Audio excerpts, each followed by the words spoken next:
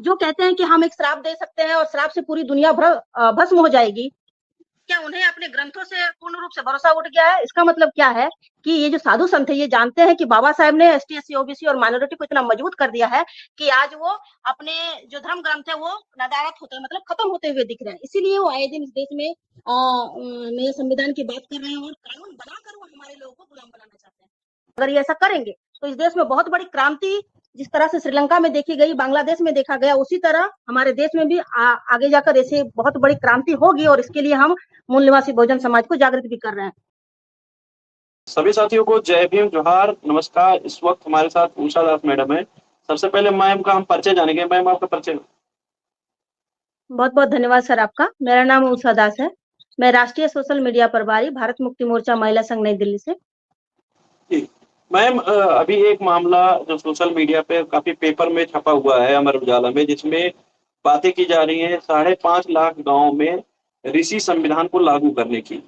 और आप महिला हैं तो किस तरह देखती हैं कि जो ये बातें की जा रही हैं, बार बार कभी हिंदू राष्ट्र के संविधान की बात की जाती है तो कभी ऋषि संविधान की बातें की जा रही हैं, क्या कहेंगे मैम?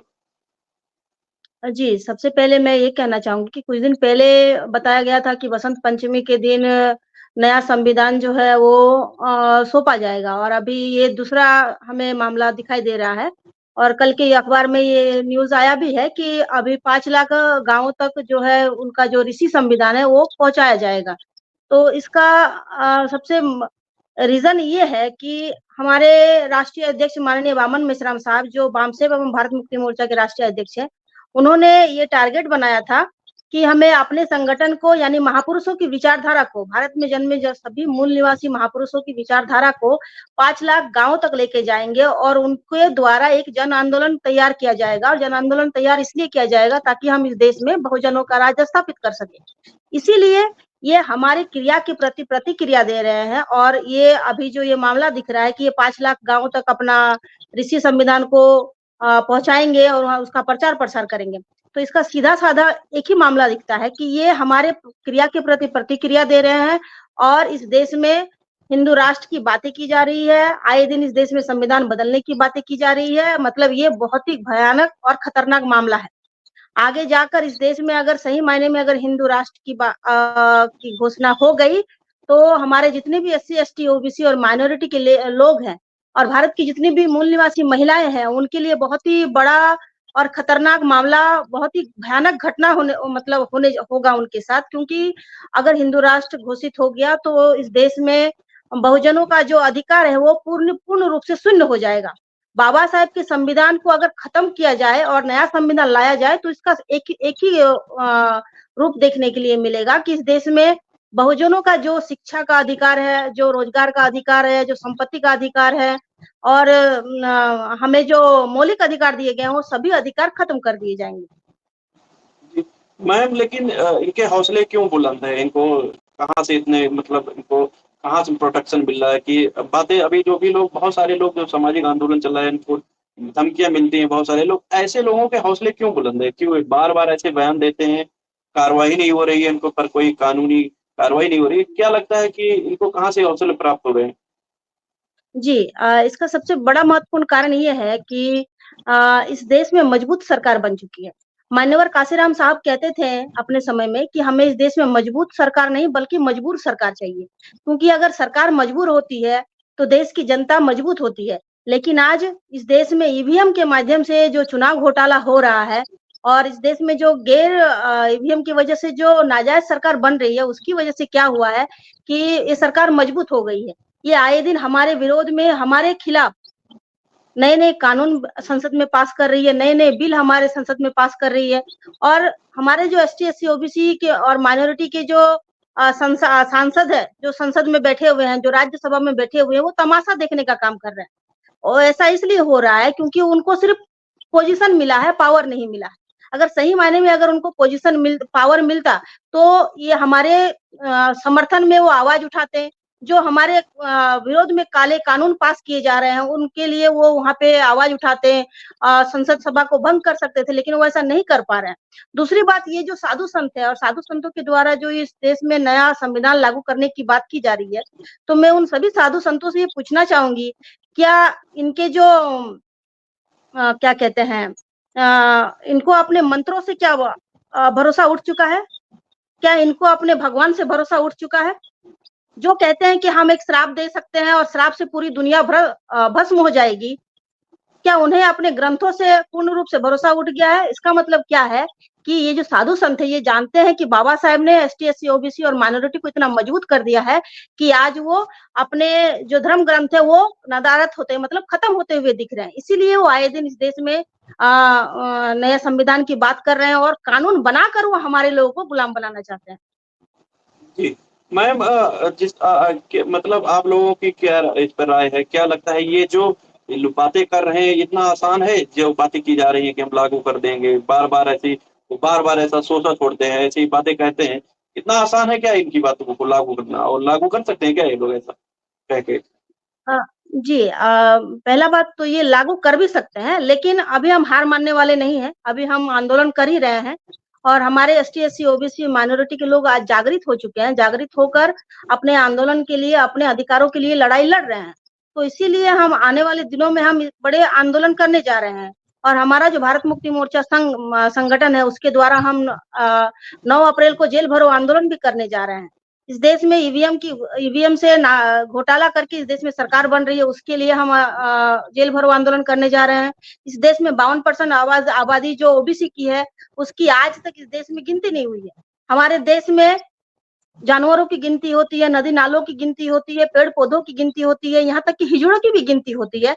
लेकिन इस देश का आजाद हुए 75 साल से ऊपर हो गए हैं, लेकिन इस देश में आज तक ओबीसी की गिनती नहीं हुई है, जिसके विरोध में हम 9 अप्रैल को जेल भरो आंदोलन करने जा रहे हैं। और ये जो सरकार है, जो आए दिन संविधान बदलने की बात कर रही है, और अगर ये ऐसा करेंगे तो इस देश में बहुत बड़ी क्रांति, जिस तरह से श्रीलंका में देखी गई, बांग्लादेश में देखा गया, उसी तरह हमारे देश में भी आगे जाकर ऐसे बहुत बड़ी क्रांति होगी। और इसके लिए हम मूल निवासी बहुजन समाज को जागृत भी कर रहे हैं। मैम एक अभी खबर सोशल मीडिया पे वायरल हुआ है, तमाम मेन स्ट्रीम की मीडिया के लोगों ने भी इस खबर को चलाया, छापा भी। देखने को मिला कि जो कुंभ में जो महिलाएं आती हैं उनके जो बहुत सारी जो पर्सनल जैसे कपड़े चेंज करते हुए वो बहुत सारी तस्वीरें और बहुत सारे वीडियो लीक किए गए, प्राइवेट उनके मतलब वीडियो।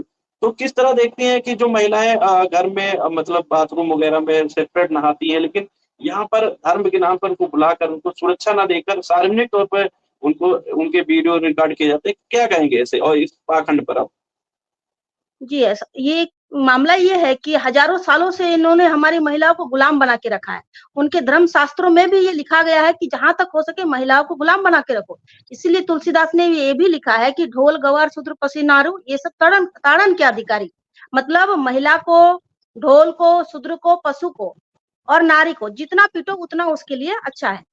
और बहुत सारे ऐसे ग्रंथ है, जैसे गीता में लिखा गया है कि महिला पाप योनि होती है, तो इनके सभी ग्रंथों में महिलाओं के विरोध में ही लिखा गया है। लेकिन जो ये व्यवस्था चल रही है आज इस देश में, ब्राह्मणों की जो व्यवस्था चल रही है, ये व्यवस्था महिलाओं के कारण ही चल रही है। क्योंकि बाबा साहेब ने आर्टिकल 13 में ये लिखा था कि संविधान बनने से पूर्व जितने भी काले कानून इस देश में लागू थे, वो सारे काले कानून शून्य घोषित होते हैं। लेकिन हमारे देश की महिलाओं ने क्या किया, संविधान बनने से पूर्व जितने भी काले कानून थे, जो मनुस्मृति के आधार पे चलते थे, जैसे रामायण हो, महाभारत हो, गीता हो, इन सभी कानूनों को हमारी देश की महिलाओं ने जीवित रखा है। और उनके अंदर गुलामी इस कदर भर दी गई है कि जो महिलाएं घर में सुरक्षित रहती थी, वो महिलाएं आज भरी बाजार में उनके आबरू को बेचा जा रहा है। ये बहुत ही जघन्य अपराध है और इसके ऊपर कार्रवाई की जानी चाहिए। ये नेशनल मीडिया के द्वारा भी दिखाया गया कि महिलाओं के जो नहाने के द्वारा जो वीडियो बनाया गया, वो टेलीग्राम ऐप में बेचा जा रहा है। तो इसके लिए कड़े कानून लागू होने चाहिए और उन अपराधियों के ऊपर ये सजा होनी चाहिए। और इसके लिए भारत की महिलाओं को ही आवाज उठाना चाहिए। लेकिन भारत की महिलाएं आवाज नहीं उठा पा रही है, क्योंकि उनके अंदर गुलामी इस कदर भर दी गई है कि उनको पता ही नहीं चल रहा है कि आज हमारे ऊपर अन्याय हो रहा है, अत्याचार हो रहा है, हमारा शोषण हो रहा है, लेकिन महिलाएं चुप है। अभी आपने देखा कि मणिपुर में महिलाओं के साथ क्या हुआ। महिलाओं को पहले नंगा घुमाया गया, फिर उसके ऊपर अन्याय अत्याचार हुआ। लेकिन भारत की किसी भी बेटी ने उसके विरोध में, उसके ऊपर जो अन्याय हुआ उसके विरोध में किसी भी महिला ने आवाज नहीं उठाया। भारत की जो राष्ट्रपति है वो खुद एक महिला है, वो खुद आदिवासी समाज से आती है, लेकिन आदिवासी समाज के लोगों के ऊपर जो महिलाओं के ऊपर जो अन्याय अत्याचार हुआ, लेकिन वो आदिवासी होते हुए भारत की राष्ट्रपति ने आवाज नहीं उठाया। तो ये कहना चाहूँगी मैं भारत की समस्त महिलाओं को कि आप अपने महापुरुषों की विचारधारा को समझें, जानें, पढ़ें। जब तक आप अपने महापुरुषों और महानायिकाओं के विचारधारा को नहीं जानेंगे, उनके त्याग और समर्पण से नहीं जुड़ेंगी, तब तक आपके ऊपर जो आपकी जो शक्ति है, वो सही शक्ति को आप सही मायने पे जान नहीं पाएँगे। हमारे महापुरुषों ने महिलाओं के आज महिलाओं को आज़ाद करने के लिए अपना परिवार खोया, अपने बच्चों की आहुति दी है।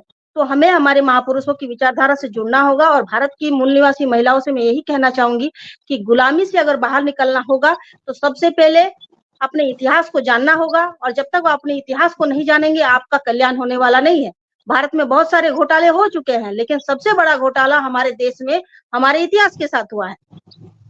हमें आज जो भी पढ़ाया गया, चाहे वो तिलक हो, चाहे नेहरू हो, चाहे वो गांधी हो, चाहे वो और भी बहुत सारे लोगों के बारे में पढ़ाया गया, लेकिन हमें ये नहीं पढ़ाया गया कि माता सावित्रीबाई फुले ने क्या किया, माता रमाबाई ने क्या किया, माता अहिल्याबाई ने क्या किया, तो माता नांगली ने हमारे लिए क्या किया। तो जितनी भी हमारी क्रांतिकारी महिलाएं थी, उनके इतिहास को महिलाओं से छिपाया गया है।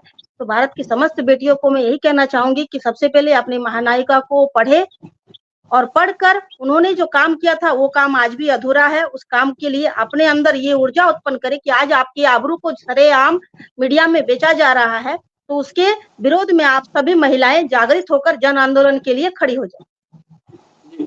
बहुत बहुत धन्यवाद मैडम, आपने महत्वपूर्ण जानकारी दी। साथियों, जो भी लोग इस वीडियो को देख रहे हैं, वीडियो को ज्यादा शेयर करें और बहुजन 50 चैनल को सब्सक्राइब नहीं किया तो चैनल को सब्सक्राइब करें। धन्यवाद मैडम, आपने महत्वपूर्ण समय दिया। धन्यवाद।